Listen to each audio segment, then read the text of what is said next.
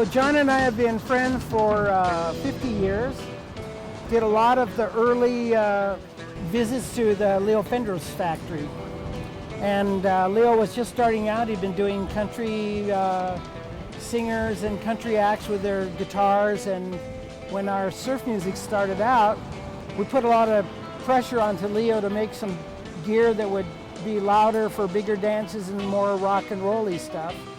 So we'd go up to the Fender factory and tell Leo what we liked or what we didn't like, and then he'd just build something for us. Well, I've been surfing, not professionally, but in competitions for many, many years, and I was considered to be very good. What? And Leo said, well, what can you do? And I said, give me a guitar and I'll go make a cutback on a wave. And he said, well, we're going to have to build you a dummy guitar. And I said, no, I won't get it wet. And he said, baloney. And I said, well, have your main guy, your marketing guy, meet me. So we went to Doheny Beach State Park, and that's south of Laguna, and the waves were excellent. Now, the waves being excellent, there were quite a few boys out there surfing, and this is the era of the longboards. And the particular area of lineup where I preferred to surf and take off and do my thing, there was a couple of fellows that I knew quite well, and he said, what are you doing with a guitar on your back? And I said, see the guy on the beach with the long lens? He's doing a shoot. And they said, oh, this ought to be fun. You'll probably sink if you fall off. And I said, I'm not going to fall off. Well, I knee paddled out, had the Jaguar on my back. My hair was combed, my trunks were dry, and that's where we ended up back on the beach. Got a drop of water on the guitar, and we put it back in the box, sold it. So Ronnie Sizemore was out there, and he'd won the Huntington Beach contest a few years in a row. And yes, he was an excellent surfer, and I said, Ron, could you let me have a half a dozen waves in a row? Yeah. Because we'd always compete and ride on the same waves from time to time, and we were good enough friends to where he said sure.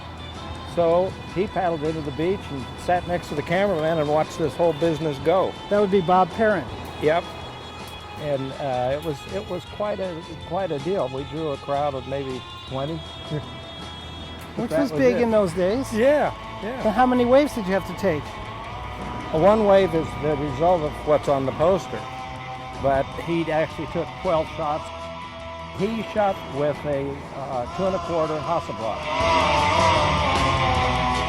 How did you happen to meet Leo? A cousin of mine in Fresno got one of the first Stratocasters I'd ever seen, and I happened to be in Fresno with my father, who was up on business, and I said, where'd you get that? He said, I got it from Fender. I said, I never had seen one before. So we found out where Fender was, and then I bought one at the House of Harmony, which was a music store, sold pianos, guitars, drums, and I thought, well, hell, Fender's in Santa Ana, let's go have a look. And we did, and they invited us in, and what do you do, what do you play? I said, well, I bought one of your guitars, and I'm learning and getting better, and went from there. And then from time to time, when we had this kind of a garage band called the Newporters, Fender would loan us things like his latest reverb or a fuzz box. And we would play high school auditoriums and that sort of thing, and the kids had never heard this stuff before. Jon and I would play in the game room above the garage. That's how actually the first time we played together was it. Yes.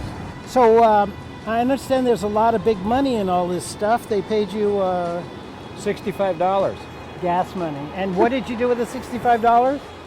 Bought lunch. I bought lunch in San Clemente, and as I recall, I had a couple of cheeseburgers and orange crush.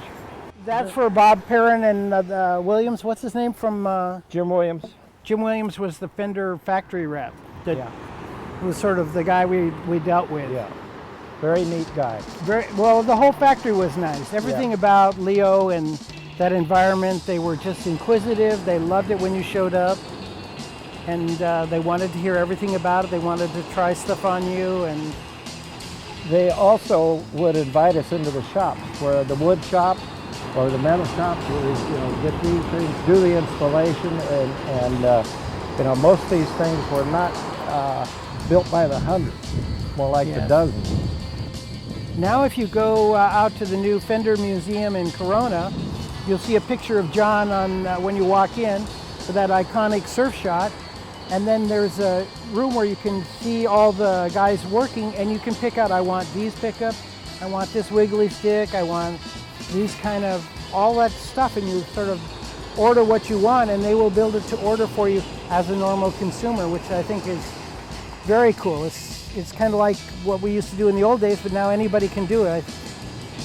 Right out in Corona. They have currently a Beach Boys show on, and the first thing you see when you walk into the Beach Boys show is Jon surfing with his Jaguar, which I think is great. Kind of fun. Yeah, no ego boost after 50 years. That's right.